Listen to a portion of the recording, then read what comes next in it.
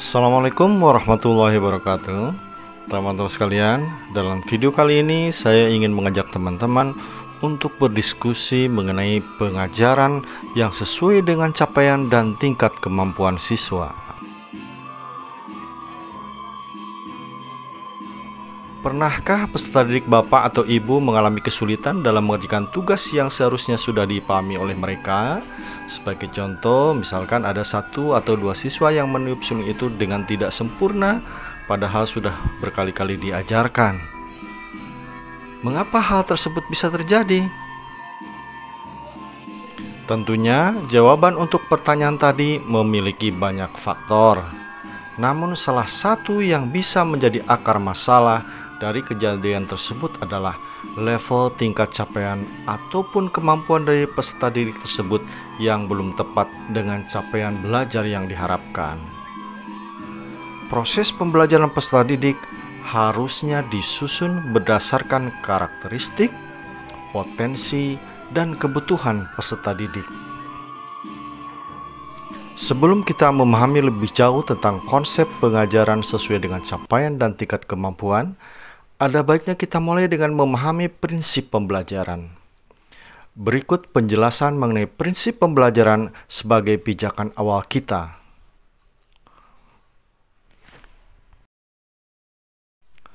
Pertama, pembelajaran dirancang dengan mempertimbangkan tahap perkembangan dan tingkat pencapaian peserta didik saat ini sesuai kebutuhan belajar, serta mencerminkan karakteristik dan perkembangan yang beragam, sehingga pembelajaran menjadi bermakna dan menyenangkan.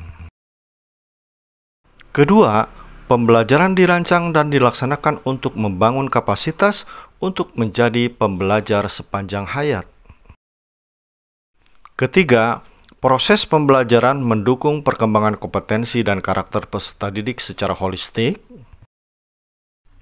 4. Pembelajaran yang relevan, yaitu pembelajaran yang dirancang sesuai konteks, lingkungan, dan budaya peserta didik, serta melibatkan orang tua dan masyarakat sebagai mitra. Dan 5. Pembelajaran berorientasi pada masa depan yang berkelanjutan.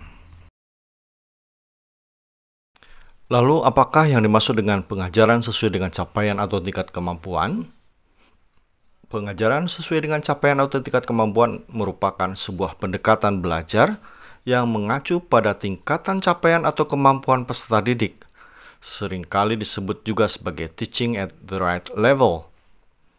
Pendekatan pembelajaran ini tidak mengacu pada tingkatan kelas, namun dikelompokkan berdasarkan fase perkembangan atau tingkat kemampuan peserta didik. Pembelajaran dibuat disesuaikan dengan capaian, tingkat kemampuan, kebutuhan peserta didik untuk mencapai capaian pembelajaran yang diharapkan. Jadi ini adalah bentuk implementasi yang sesuai dengan filosofi pendidikan Ki Hajar Dewantara. Dengan memperhatikan capaian, tingkat kemampuan, kebutuhan peserta didik sebagai acuan untuk merancang pembelajaran, maka kita melakukan segala upaya kita untuk berpusat pada peserta didik. Tujuan pengajaran dengan menggunakan pendekatan ini adalah penguatan kemampuan numerasi dan literasi pada peserta didik, serta pengetahuan pada mata pelajaran yang menjadi capaian pembelajaran. Kemudian peserta didik tidak terikat pada tingkatan kelas, namun dikelompokkan berdasarkan fase perkembangan ataupun sesuai dengan tingkat kemampuan peserta didik yang sama. Setiap fase ataupun tingkatan tersebut mempunyai capaian pembelajaran yang harus dicapai. Proses pembelajaran peserta didik akan disusun mengacu pada capaian pembelajaran tersebut, namun disesuaikan dengan karakteristik, potensi, dan kebutuhan peserta didiknya. Kemajuan hasil belajar akan ditentukan berdasarkan evaluasi pembelajaran. Peserta didik yang belum mencapai capaian pembelajaran di fasenya akan mendapatkan pendampingan oleh pendidik untuk bisa mencapai capaian pembelajarannya. Kemudian untuk menerapkan pendekatan pengajaran ini, apa hal pertama yang harus kita lakukan? Betul sekali, bahwa hal pertama yang harus kita lakukan adalah kita perlu mengenal peserta didik kita.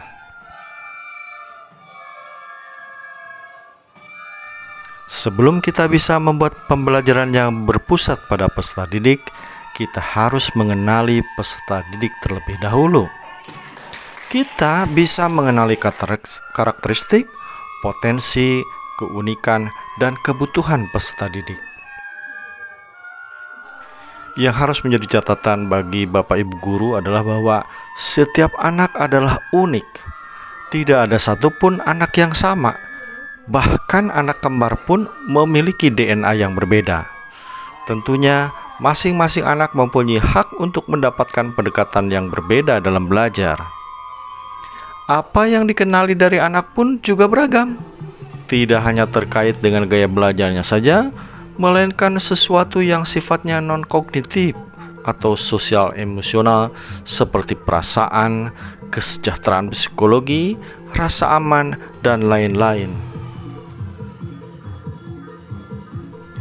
Ki Hajar Dewantara dalam bukunya Bagian Pertama Pendidikan mengatakan bahwa pendidikan merupakan daya dan upaya untuk memajukan bertumbuhnya budi pekerti, yaitu kekuatan batin karakter, pikiran atau intelektual, dan tubuh anak agar dapat memajukan kesempurnaan hidup, yaitu kehidupan anak yang sesuai dengan dunianya.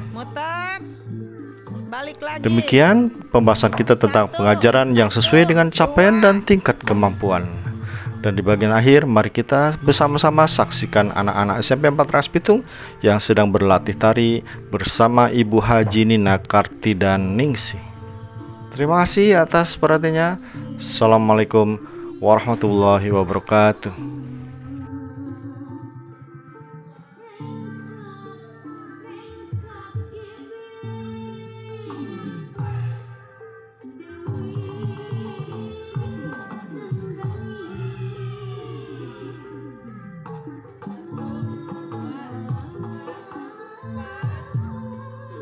Belum, baru angkat.